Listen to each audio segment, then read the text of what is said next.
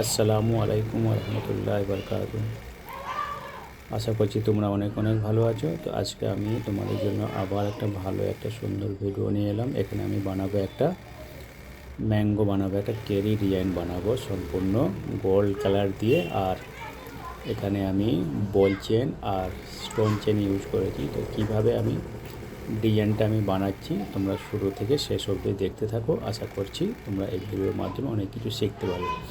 তো আমি সর্বপ্রথম কী করলাম, যে গোল্ড কালার দিয়ে আমি ব্রেকের একটা আউটিং করে নিলাম। 3 নম্বর ব্রেক দিয়ে সুন্দর করে একটা আউটিং সেরে নিলাম। এরপর মাথায় একটা এইভাবে ছুঁচালো একটা পাত্তি দিয়ে দেবো, দিয়ে ঠিক এইভাবে খুব সুন্দর করে পাশাপাশি পাত্তি একটা একটা করে সাজিয়ে নেব।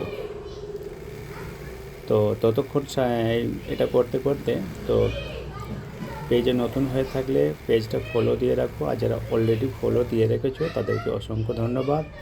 চ্যানেল থেকে দেখে থাকলে চ্যানেলটা সাবস্ক্রাইব দিয়ে রাখো, যারা চ্যানেল সাবস্ক্রাইব করে রেখেছো তাদেরকে অসংখ্য ধন্যবাদ। লাইক করো, কমেন্ট করো, অন্যদের মাঝে বেশি বেশি করে শেয়ার করে দাও। আর কোনো কিছু জানার থাকলে, জিজ্ঞাসা করার থাকলে তার অবশ্যই কমেন্ট করো ফেসবুকে অথবা ইউটিউবে। তো ইনশাআল্লাহ রিপ্লাই আমি দ্রুত দিয়ে দেবো।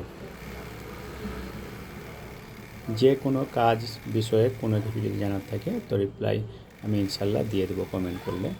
তো ঠিক এইভাবে একটা একটা করে পাত্তিগুলো সাজিয়ে নিলাম।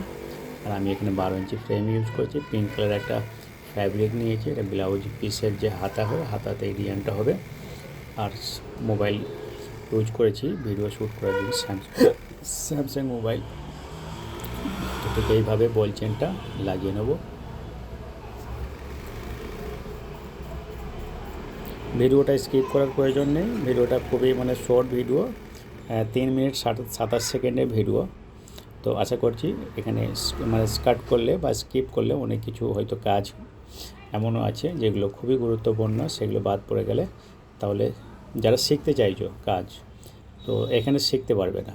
ঠিক আছে, স্কিপ করলে বিশেষ পার্টগুলো যদি বাদ চলে যায় তাহলে কাজ শিখতে বা বুঝতে সমস্যা হতে পারে। তো স্কিপ করার প্রয়োজন নেই, একটু ধৈর্য সহকারে দেখলে আশা করা যায় এখান থেকে অনেক সুন্দর কিছু শেখা যাবে।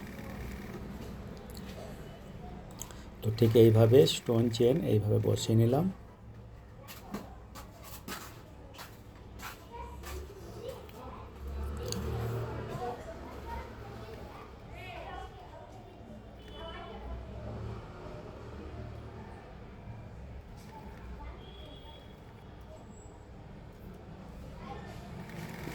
এবার ভেতরে যে অংশটা আছে সাইড দিয়ে একটা সরু ব্রেক করে নিয়ে তারপর এইভাবে আমি কাজটা সেরে নেব।